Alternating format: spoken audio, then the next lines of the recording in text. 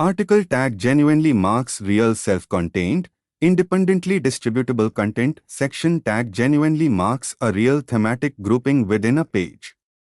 In this video you'll use both correctly.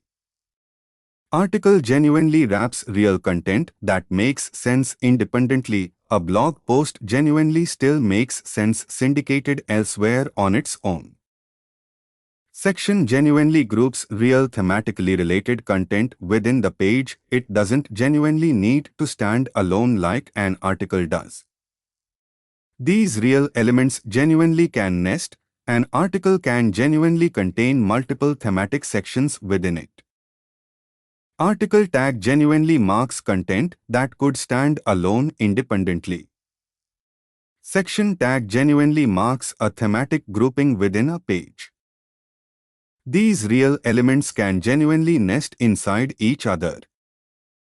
Identify whether a real piece of content on your site should genuinely be article or section.